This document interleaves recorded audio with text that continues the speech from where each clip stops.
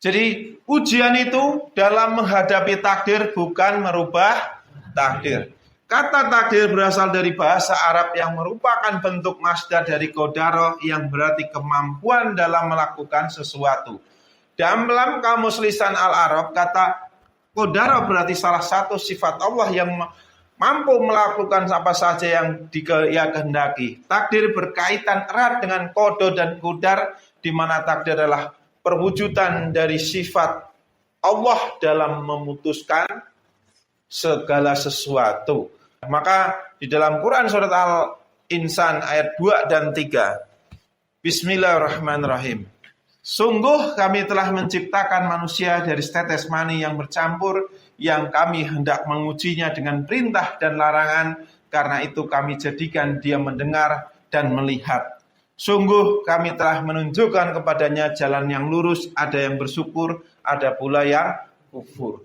Itu berkaitan dengan surat Al-A'raf ayat 179. Kenapa? Di sini, karena kita hendak diuji oleh Allah, kita dijadikan bisa mendengar dan melihat. Maka di ayat Al-A'rafnya bunyinya gimana? Dan kami isi neraka jahanam banyak dari kalangan jin dan manusia. Mereka memiliki mata, mereka memiliki hati, mereka memiliki telinga, tetapi tidak dipergunakannya untuk apa? Melihat, mendengar, dan memahami ayat-ayat. Akan diminta pertanggungjawaban. Jangan kata-katanya saja. Jadi Allah itu menciptakan kita semua, manusia. Itu udah tahu, tentu udah memahami, mengetahui kapasitas kita. Maka menurunkan ayat-ayatnya juga, ayat-ayatnya diterangkan dengan sedetail-detailnya, sejelas-jelasnya. Jadi kalau Allah hendak memberikan hidayah pada kita, enggak selalu harus melalui orang-orang pun, Allah akan membimbing kita ke jalan hidayah. Siapa yang pernah dengar suatu hadis yang di akhir zaman, ketika Dajjal muncul, fitnah Dajjal, kita disuruh apa? Baca 10 ayat pertama surat Al-Kahfi. Nah, kita akan bahas 2 ayat pertama lagi. Kalau kita bahas selanjutnya, komplitnya itu nanti. Bahasan khusus. Ya, bismillahirrahmanirrahim. Allah Subhanahu wa taala berfirman yang artinya, segala puji bagi Allah yang telah menurunkan kitab Al-Quran kepada hambanya dan dia tidak menjadikannya bengkok. Sebagai bimbingan yang lurus untuk memperingatkan akan siksa yang sangat pedih dari sisinya. Dan memberikan kabar gembira kepada orang-orang mukmin yang mengerjakan kebajikan bahwa mereka akan mendapat balasan yang baik.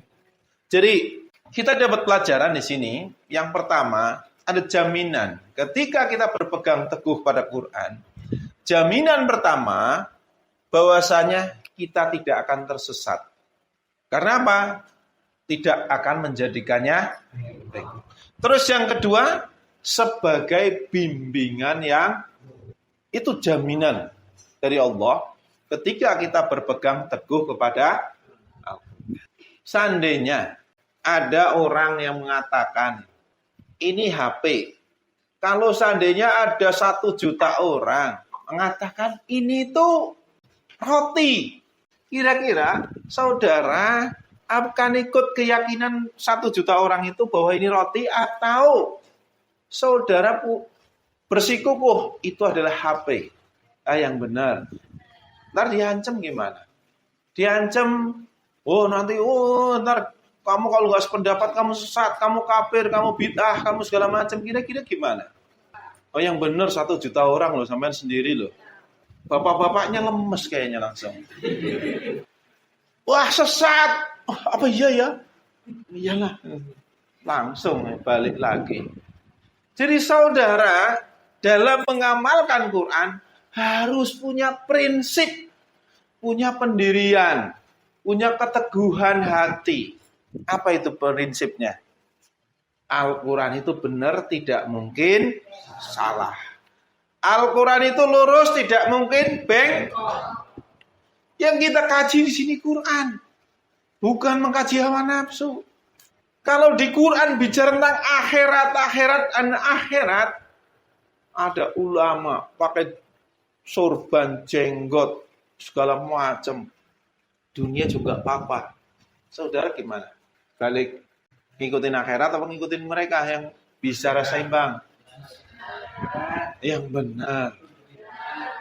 Ntar mereka ngeluarin fatwa. Dunia dan akhirat terseimbang. Kalau sampean sholat rajin tiap hari, nanti duitnya banyak. Rizkinya akan dibuka dari arah yang tidak terduga. Saudara gimana? Kalau saudara bertakwa, nanti akan dibikin kaya. Wah, ini udah mulai kacau balau ini. Ada yang dukung, ada yang nolak. Kenapa? Ya bingung. Yang nentang kan orang ulama kan tahu Quran. Kita bahas ayat-ayat Quran, isinya tuh akhirat semua. Bahkan Allah dan Rasulnya menerangkan dunia ini apa?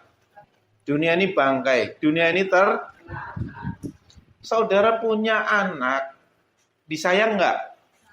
Punya istri, punya suami, disayang nggak?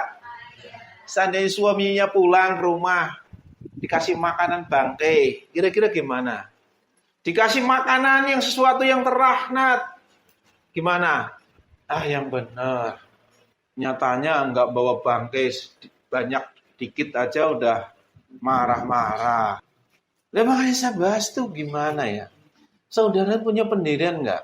Kalau saudara punya pendirian, saudara melihat seharusnya dengan kacamata Allah, yaitu dengan kacamata Quran. Itu.